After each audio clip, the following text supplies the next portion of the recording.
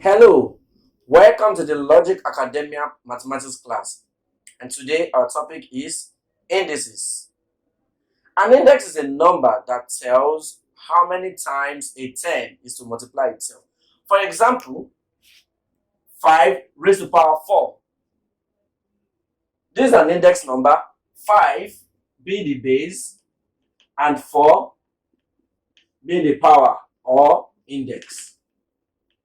This power 4 here tells us to multiply 5 by itself 4 times. 5 times 5 times 5 times 5. 5 raised to the power 4. The same if it were, let's say, 6 raised to the power 7. It simply means 6 times 6 times 6 times 6 times 6 times 6 times 6. So the power tells us how many times the term is to multiply itself. Now, when you want to solve questions on indices, you can't do that without the laws of indices. The laws of indices are what guides us on how to go about solving the questions on indices. Now, that takes us to the laws of indices.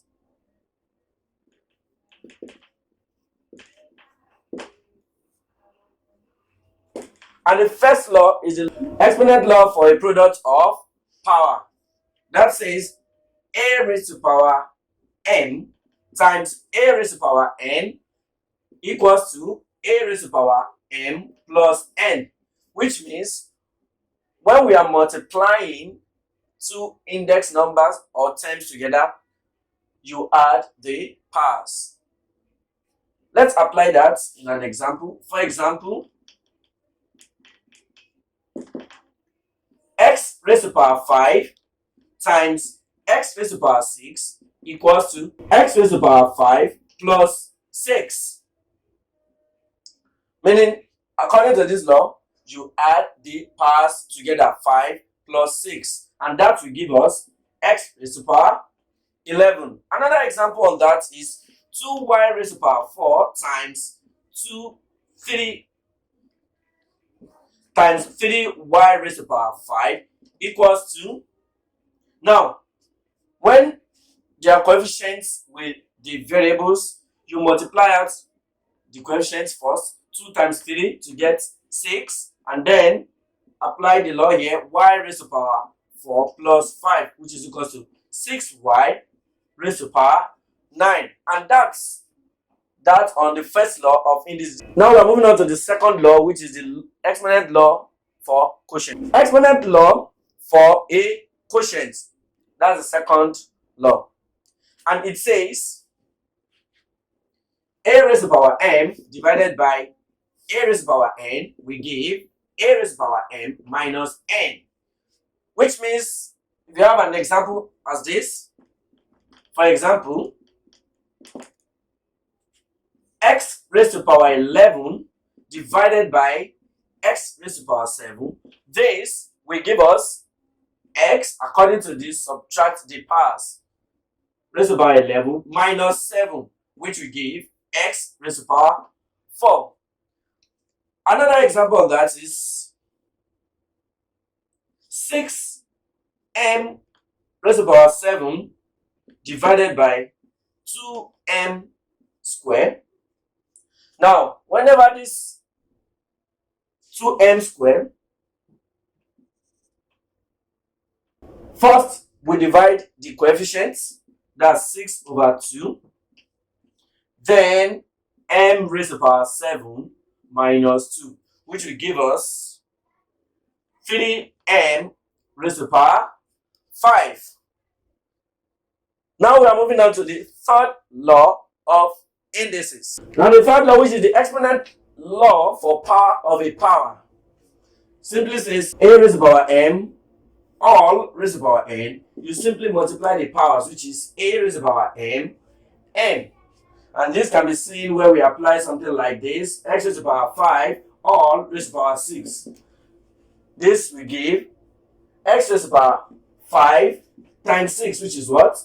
30. And in the case where we have something like this, 3y raised to the power 4 all raised to power 2.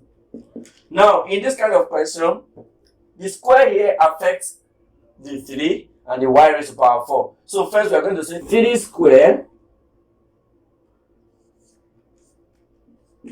y raised to power 4 all square. So the square affects both the 3 and y raised to power 4. So this will give us 9y 4 times 2 raised to power 8. Now on to the fourth law, which is power of 0. The fourth law, which means anything you multiply or you raise to the power of 0 will give you 1. X raised to the power 0 gives 1. 5 raised to the power 0 gives 1. X plus y all raised to the power 0 will also give you 1. So when you raise a number or a term to the power of 0, it gives 1. So that's the fourth law of indices. Now we are moving on to the fifth law. The fifth law talks about the negative power, where we have something like a raised to the power minus n. This will give 1 over a raised to the power n. Let's see this in application. Let's say we have 5 raised to the power minus 2. This will give us 1 over 5 raised to the power 2, which will give 1 over 5 raised to the power 2 being 25. Let's look at another example. Something like 3x raised to the power minus 3. Now this will give us 1 over 3x all raised to the power 3, which will now give us 1 over 27x cubed. Now we're moving on to the sixth law. Now to the sixth law, which talks about the fractional power. It says a raised to the power m over n will give you the nth root of a all raised to the power m, meaning the numerator becomes the power and the denominator takes the root. Something like 81 raised to the power 3 over 4. This will give us the fourth root of 81 all raised to the power 3. Now the fourth root of 81 is 3. You can get this on your calculator. Fourth root of 81 is 3 all raised to the power 3, which will give us 27. Another example is 27 raised to the power 2 over 3. This will give us the cube root of 27 all raised to the power 2. The cube root of 27 is 3 raised to the power 2, which will give us 9. Now we're moving on to more examples on indices. Now in this first example, what happens first here? We can divide these numbers here. 4 can go into 3 times. So we have 3 x raised to the power 5. Let's treat the powers of x. X raised to the power 5. Since it is division, we subtract the power. We have x raised to the power 5 here, and then we have x raised to the power 3 here. So since it is division, and the law of division says you subtract powers in division. So 5 raised x raised to the power 5 minus 3. And then to the powers of y raised to the power 7 minus the power of y in the denominator is what? 2. So minus 2. And this will give us 3x raised to the power 2, y raised to the power 5. Now to the second example, it says 42a raised to the power minus 3 divided by 6a raised to the power minus 8. We can divide the coefficients first. 42 divided by 6 gives us 7. Then a raised to the power minus 3. Division means we will subtract the powers. Minus 8. So this is minus 3 minus 8.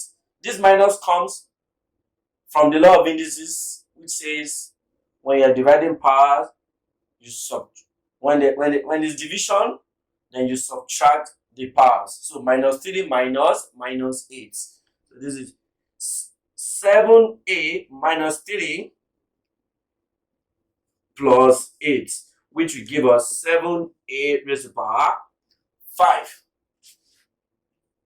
Now to the third example, 4a squared times 7a raised to the power 5. Multiply this coefficient, we have 28a raised to the power 2 plus 5, which will give us 28a raised to the power 7. Now the fourth example says the square root of 81 raised to the power half times 2 raised to the power 4. Easily we can simplify what's in the square root sign first. We say the square root of 81 raised to the power half. Remember, fractional power of half means square root. The denominator here is 2. That's square root. So the square root of 81 is 9 times 2 raised to the power 4, which is 16. Now we can take this as the square root of 9 to be 3 times the square root of 16, 4, and this will give us 12. Or we can solve it this way.